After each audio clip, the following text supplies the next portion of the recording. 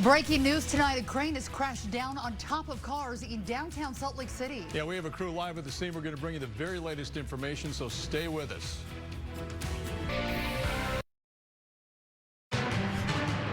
This is breaking news on 2 News. Hi, everybody. Breaking news right now. A crane collapses in downtown Salt Lake. This just happened within the hour, and we're on top of the story.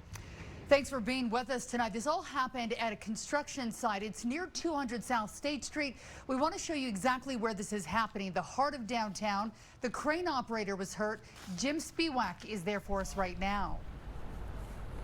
So Heidi and Mark, we're told that that crane operator sustained some serious injuries. However, the extent of those injuries, we didn't get into too much detail from officials here on the scene. I just want to go ahead and show you what the scene looks like right now. So there's the crane, and it's actually on top of 2 cars. You can see this gray Mercedes right here in the foreground. There's also another car on the other side of the crane that was also smashed when it fell. Again, the call coming in at about 9 o'clock. Fire crews out here are saying that they've really never seen anything quite like this. This is extremely rare for something like this to happen. It is obviously a huge, heavy piece of machinery equipment that came down just about an hour ago. We also just spoke with the owners of this gray Mercedes right here. They were seeing a play nearby. They came out. They said they missed this by about 5 minutes, so they weren't in the car at the time. But when they came out, obviously, they were extremely shocked to see that this huge crane had landed on their car. They do tell us, though, that they're very fortunate that they weren't in the car.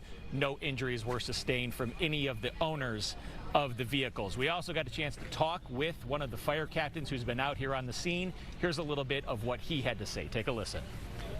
This is pretty uncommon, and for as much as Salt Lake City's been building in the last few years, we've really been fortunate, and you know, there's a lot of great safety procedures in place with these types of cranes and our building contractors and construction in general. So this is pretty uncommon. Couple things here. We're on State Street right now at about 200 South. Traffic is closed down, at least for now. It's going to be closed down for the next little while because they're going to have to clean this up. We asked how this gets cleaned up, and right now fire crews are still trying to determine that and figure that out. They're not sure if they're going to have to bring in another crane to lift up this crane. Again, it's a gigantic, huge, heavy piece of equipment. So those are some of the things that they're going through right now. Obviously, there are 2 cars that are damaged. Also, work on this construction site right here is going to be halted, at least for the time being, we're told. OSHA is going to be coming in to inspect. Obviously, there's going to be an investigation into exactly how this happened, operator error, maybe something else. Those are all unanswered questions tonight, questions that will most certainly be answered as soon as investigators get on scene here. But if you are heading in this area, again, State Street, about 200 South, traffic is going to be closed down at least for the foreseeable future.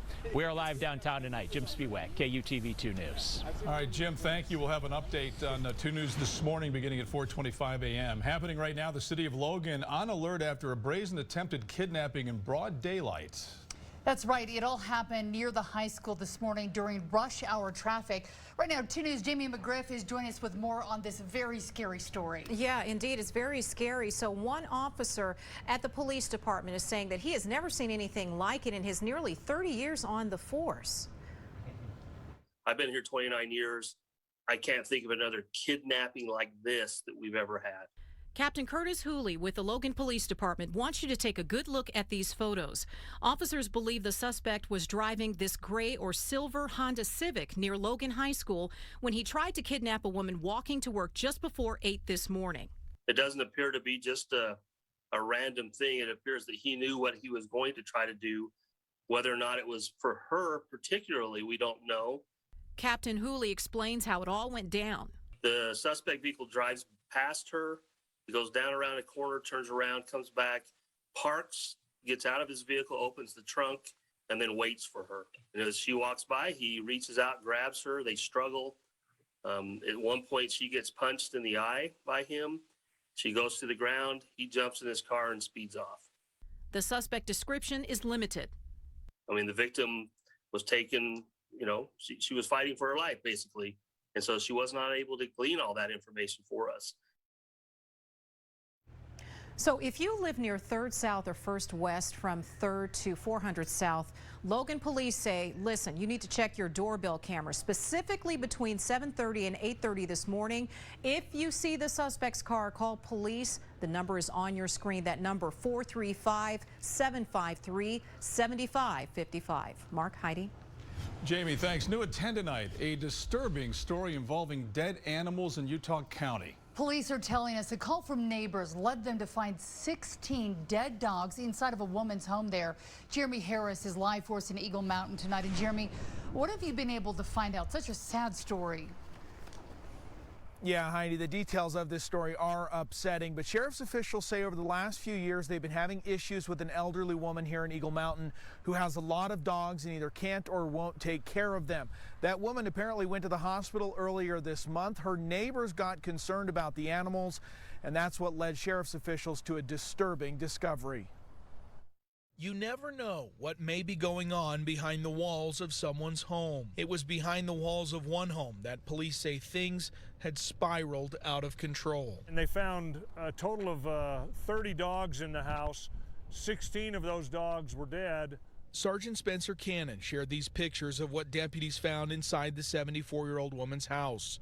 Of the 16 dead dogs, 15 were in bags inside a freezer with their names on labels. The conditions in the home were horrific.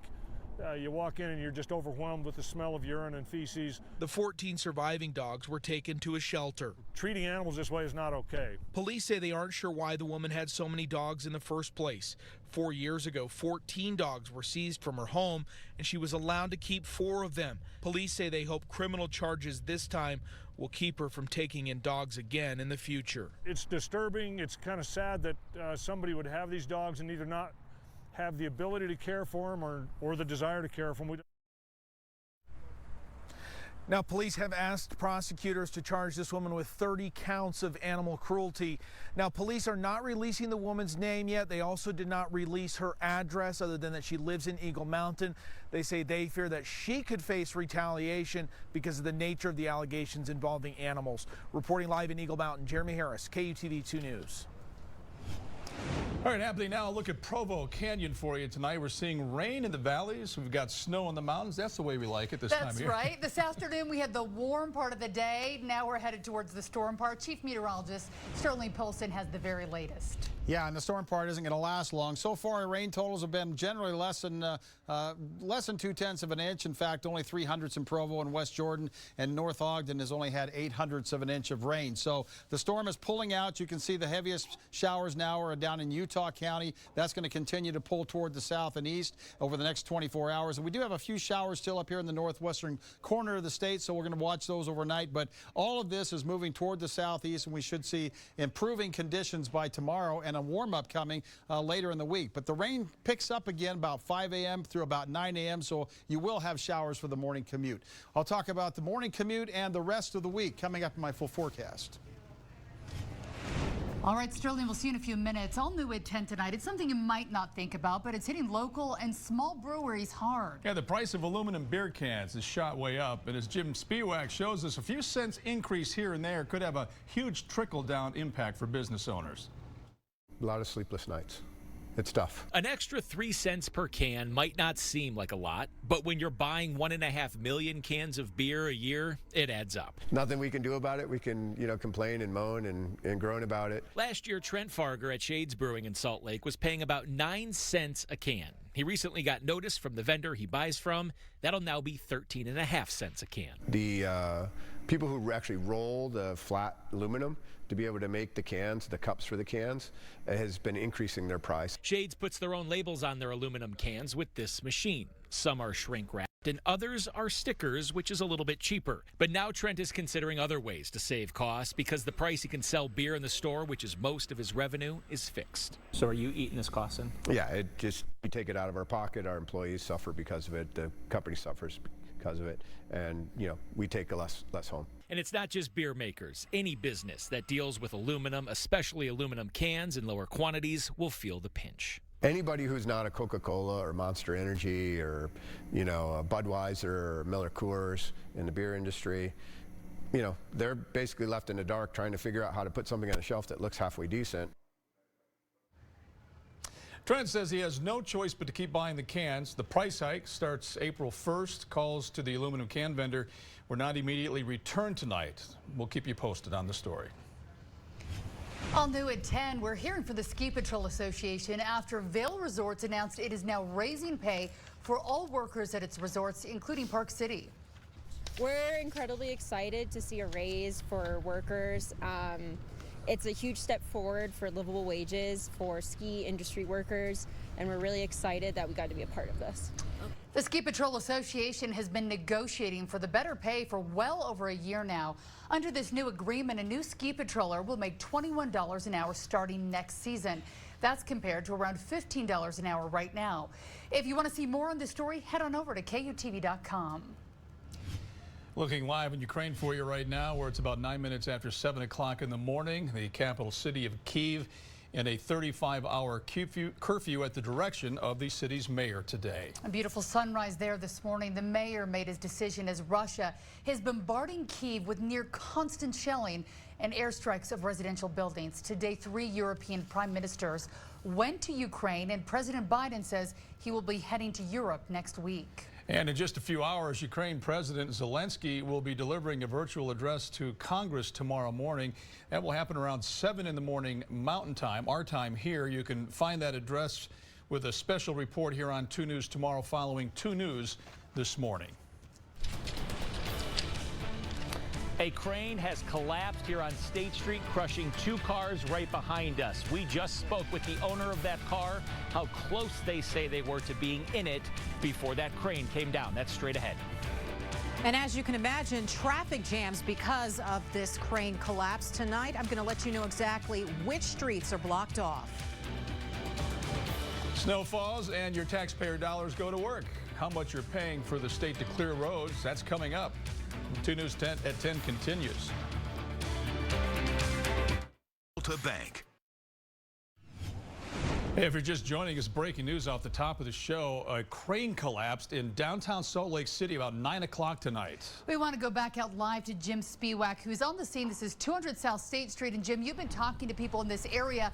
Really a miracle that no one else on the ground, whether they were driving or walking, was hurt. Yeah, absolutely, Heidi. You know, 2 cars, they were really totally crushed here in this accident, so it is very fortunate that no one was inside those cars at the time. You're going to hear from one of those owners coming up in just a minute here, but I want to go ahead and show you the scene. We'll set the scene for you right here. You can see that crane. It's trampled those 2 cars right behind us here. This is on State Street, so traffic in both directions is not passing by in this area, but we did get an update from Jacobson Construction. They are the construction company at this site, Astra Tower construction site. The company's response teams have been activated, we have been told, and they are responding to help with the fire response. And the project has been proactive, according to the company, in training for potential events such as this. Now, this is an event that's extremely rare, according to fire crews out here. Just a few minutes ago, we had a chance to catch up with one of the owners of the vehicles here. They say that they feel very fortunate, very lucky that they weren't inside the cars. They said that they were at a play nearby, and they came out, and this crane had come down on their cars just about 5 minutes before they got to it. Let's go ahead and listen to a little bit more of what they had to say. Oh, Glad we weren't in it. yeah, glad we were here 5 minutes ago. We were all worried that someone maybe was hurt, so we were relieved when we got down here and found out that no one was hurt. Yeah. Just a couple of cars smashed. But it was a 20-foot crane that fell on the car. Okay, so we also just got a lengthy statement from the construction company. Quickly, I just want to read a little bit. They said that they are concerned by this incident, and their top priority is attending to those who have been impacted, and the focus is first and foremost on our rig operator, who we have been told was injured in this incident. We'll go ahead and make sure we get that entire statement up on our website, KUTV.com, in just a few minutes here. So again, OSHA is going to be coming in. They're going to be investigating all of this, exactly how all this happened. We still don't know. Still a lot of questions to be answered. We will certainly follow up throughout the rest of the tonight and into tomorrow morning. But for now, we're live on State Street. Jim SPIEWAK, KUTV 2 News. All right, Jim, thank you. Hoping that crane operator is going to be okay, too. That is a big piece of machinery. Big piece of machinery, and obviously you didn't see any cars on 200 South State. Jamie's keeping an eye on traffic for us right now. Jamie, I bet those streets are probably going to be closed tomorrow as well. There is a good chance that that could happen. We do have a live picture. This is from our tower camera of that collapse. You can see the space that crews are working with at this point. UDOT is saying southbound State Street is closed at 200 South. You want to avoid this area. UDOT is saying that it could take 3 hours to get this area cleared up, but you want to keep in mind that there were cars that were crushed from the crane collapse. There's an investigation that's going on right now. We are working to find out more information about the investigation, and when we get that information, of course, we'll be sure to share it with you on air and online, as well as our 2 News app.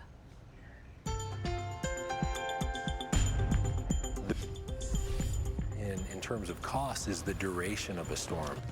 Yeah, duration of the storm means everything. What does a big storm cost the state of Utah and the taxpayers? It's something our Growing Pains team has been digging into now for months. Their investigation uncovered the top 5 most expensive storms of last year. At the top of the list, the 5-day storm over New Year's. Chris Jones has uncovered some new information about how storms like this impact you as a taxpayer. Chris? Guys, this is called a tow plow. It is an engineering marvel. This part of the vehicle stays in the right lane. This axle kicks over into the left, and it can plow up to 3 lanes at once. Of course, this all takes time, energy, and money. It's got a head plow, a left and right wing. Station Chief Jason Peterson runs more than a dozen plows out of UDOT's Draper Station. How would you describe this year compared to other years? He says this year's snowfall has been heavy at times, but sporadic. It was a little lighter earlier on. It got heavy, completely stopped during January. And while the lack of snow is painful for skiers in the ski industry, it does shift the financial burden for Utah taxpayers. Well, the key components to a storm are, number one, your labor, and you have the materials used and the equipment. John Gleason with the Utah Department of Transportation says each time there's a big snow, it costs a lot to plow and clean. Generally speaking, for a statewide storm system, we're looking at about $1 million. And with about 24 storms a season, that's about $24 million a year. But this year, with less snow, UDOT has spent only about $18 million to get snow off the roads.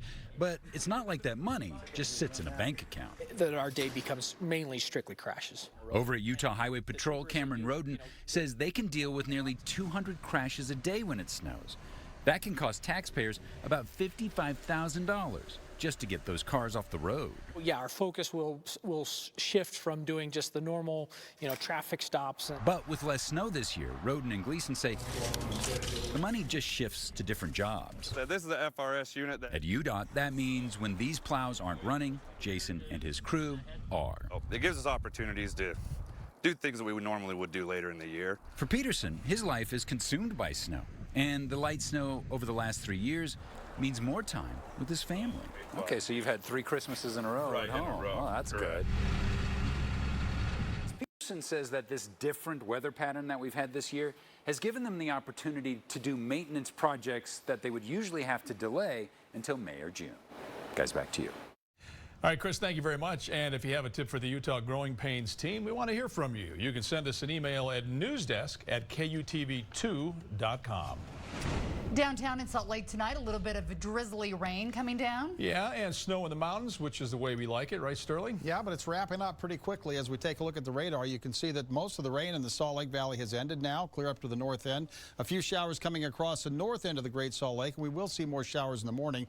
This is moving toward the south, and you can see there's a cold front laying across the northwestern corner of the state. That'll sink to the south overnight, and it does look like we'll see decreasing showers overnight, lingering showers in the morning, and then a nice warm-up coming this way all the way through Saturday. As we take a look at the precip chances, they actually go up between 6 a.m. and 8 a.m. tomorrow morning. We'll start to see an increasing chance for those showers. So plan on a little bit of a wet commute, but not a terribly wet commute. 40 in Park City tomorrow, 46 in Nephi. Much cooler tomorrow than it was today. We'll call it mostly cloudy in the morning, but partly cloudy skies by afternoon as we start to see some clearing off to the north and west. So here's the future track. You see that front headed south. You see these showers coming in from the northwest overnight, and then they continue to move out. This is 6 o'clock Wednesday, and then we go into noon on Thursday. You can see we're in good shape on Thursday. A beautiful day. Temperatures start to warm up nicely. Then notice the clouds coming in from the west.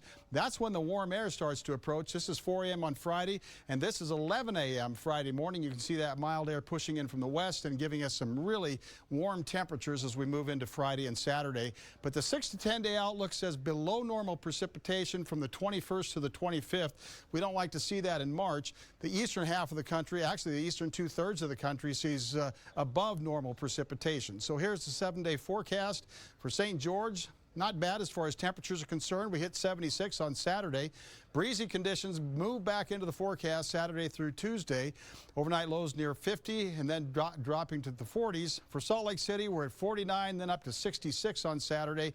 And there is a chance we could see another storm Sunday with some rain and snow. And my guaranteed forecast for tomorrow is 49 degrees. We'll be back right after this. Expo Center. Yeah, look from our roof camera. You can see left side of your screen that blue crane that's tipped over on its side. This crane came down around 9 o'clock and it smashed 2 cars. That's right. There's another crane still standing there. We want to get back to Jim SPIEWAK, who's live in that area. This is 200 South State Street. So this is a pretty big mess, and likely morning commuters are going to have to move away and around this from this tomorrow. Yeah, so the crews are getting ready to open up northbound lanes here in just a minute or so. But, you know, you just saw that bird's eye view. Let's go ahead and give you a street level view. And we want to zoom in on the portion of the crane where the operator would have been sitting in. The fire crew on the ground here tells us that the guy probably jumped out at the last second right there. Jacobson Construction is telling us in a statement that they have received word that there was a shoulder injury that was sustained to their rig operator, and so that person is receiving medical treatment right now.